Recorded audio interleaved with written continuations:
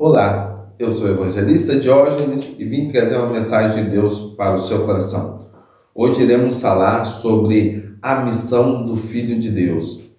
Eu vou utilizar a palavra de Deus aqui no Evangelho de João, capítulo de número 3, do versículo 16 ao 21, que diz assim: Porque Deus amou o mundo de tal maneira que deu o seu Filho unigênito, para que todo aquele que nele crê não pereça, mas tenha a vida eterna. Porque Deus enviou o seu Filho ao mundo, não para que condenasse o mundo, mas para que o mundo fosse salvo por ele. Quem nele crê não é condenado, mas quem não crê já está condenado, porque não crê no nome do unigênito Filho de Deus. A condenação é esta: a luz veio ao mundo e os homens amaram mais as trevas do que a luz, porque as obras deles eram más. Todo aquele que pratica o mal odeia a luz e não vem para a luz, para que as suas obras não sejam reprovadas. Quem, no entanto, vive de acordo com a verdade, vem para a luz, a fim de que se veja claramente as suas obras são feitas em Deus. A palavra do Senhor nos diz que Deus, na sua sabedoria eterna, Ele criou toda a humanidade, o universo, com a sua palavra. E Deus, desde antemão, na sua onisciência, já sabia de tudo que iria acontecer e já predeterminou todas as coisas para que elas pudessem existir e acontecer. Deus não é pego de surpresa. Não tem como Deus não saber de alguma coisa, pois Ele é o Todo-Poderoso, onipotente, onipresente, onisciente, imutável, onibenevolente, tem toda a bondade e Ele de antemão conhece todas as coisas. E o Senhor, sabendo que o homem iria cair ali no Éden, Ele já providenciou um projeto salvífico para reerguer a humanidade que estava em queda, estava caída. E a missão do Filho de Deus, que é divino, que é Deus como um Pai, foi vir à Terra, não para condenar a Terra ou os habitantes da Terra, os filhos dos homens, mas para salvá-los, para que todo aquele que nele cresce pudesse ter a vida eterna. E a vida eterna é essa, que creiamos no nome do Filho de Deus, Jesus Cristo, e seguimos os seus mandamentos.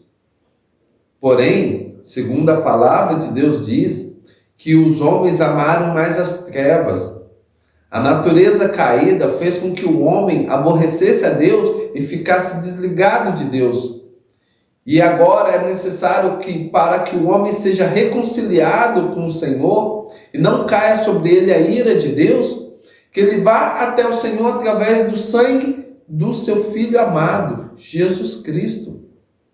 Ele é o caminho, a verdade e a vida. Ele mesmo disse: ninguém vem ao Pai a não ser por mim. Não existe outra alternativa, outro caminho. O único e verdadeiro caminho que leva o ser humano a Deus é o seu Filho Jesus. Não há outro intermediador que possa nos conduzir à salvação, à vida eterna, ou nos levar até mesmo ao nosso Deus. Somente pelo caminho de Jesus, que morreu na cruz do Calvário e ao terceiro dia ressuscitou, para que eu e você pudéssemos ter vida nele, para que a palavra dele abundasse em nossos corações e possamos assim ser uma nova criação de Deus, resgatados por ele, longe da ira de Deus, porque agora somos filhos do Senhor, pertencemos à sua nova família, onde não há judeu nem grego, onde todos somos um nele.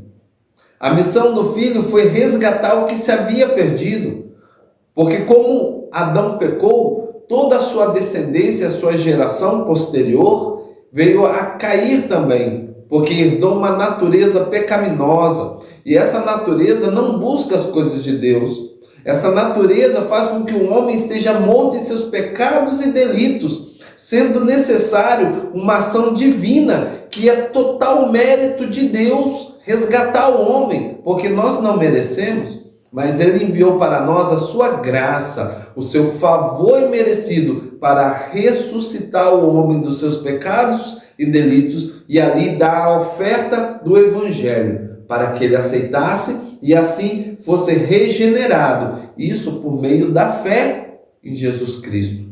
Por isso é necessário que, para que eu e você herdemos a vida eterna, possamos morar um dia na glória, nos céus, que nós possamos ir até Deus pelo caminho que Ele nos consagrou, ou seja, pelo sangue de Jesus Cristo, aceitando o sacrifício vicário do Senhor Jesus na cruz do Calvário, para que em si nós possamos ter uma vida nova.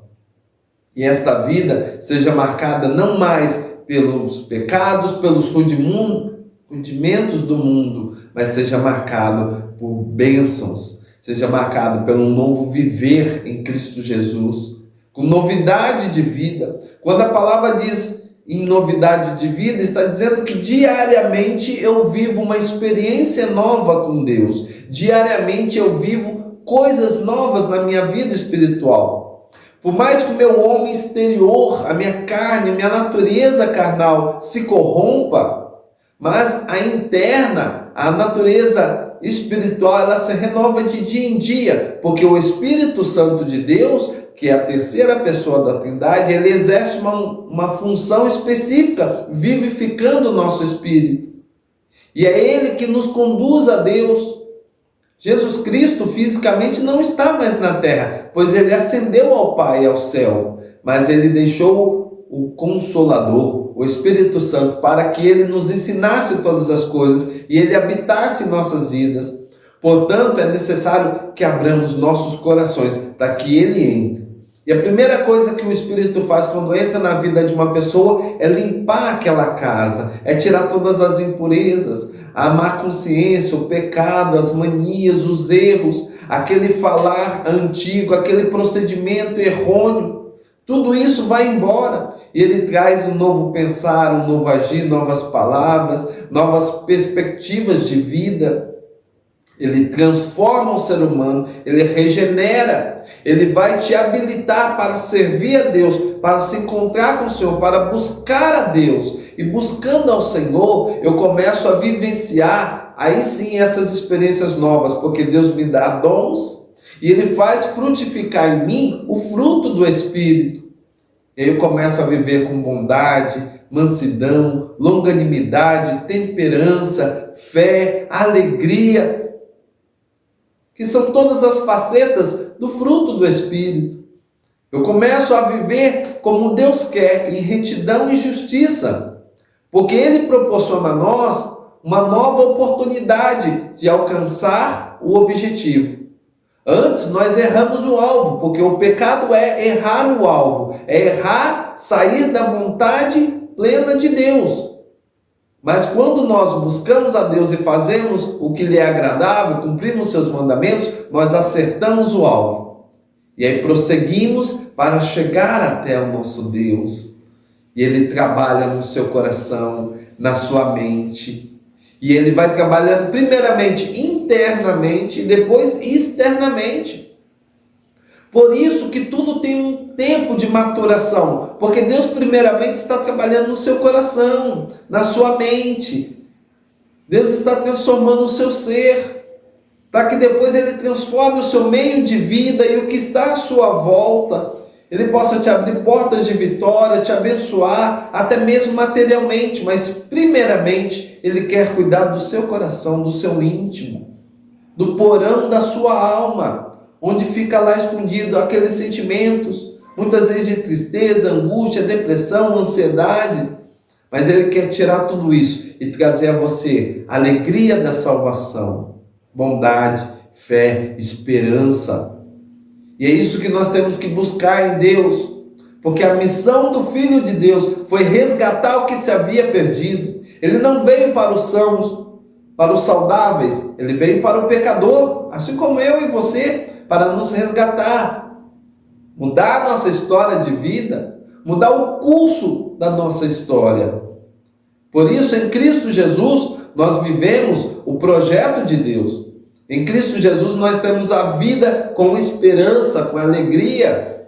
E por mais que as dificuldades venham, nós sabemos que Ele está ao nosso lado, irá nos dar vitória.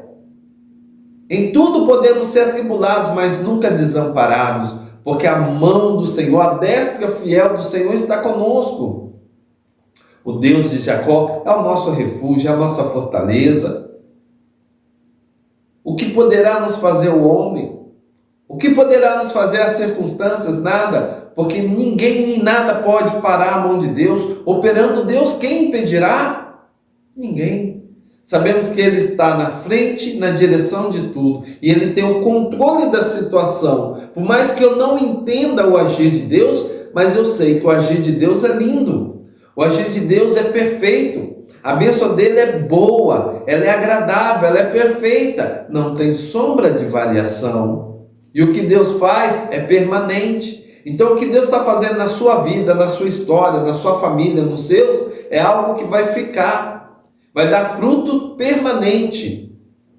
Para isso, o Senhor Jesus veio à terra, nos resgatar, nos salvar, separar um povo seu especial, um povo zeloso, um povo que tenha boas obras, povo que o adore, que o glorifique, porque o objetivo de Deus, desde antes da fundação do mundo, com todo o plano da nossa existência, da nossa história, é que o nome dele seja glorificado, que ele seja reverenciado e adorado para todo sempre.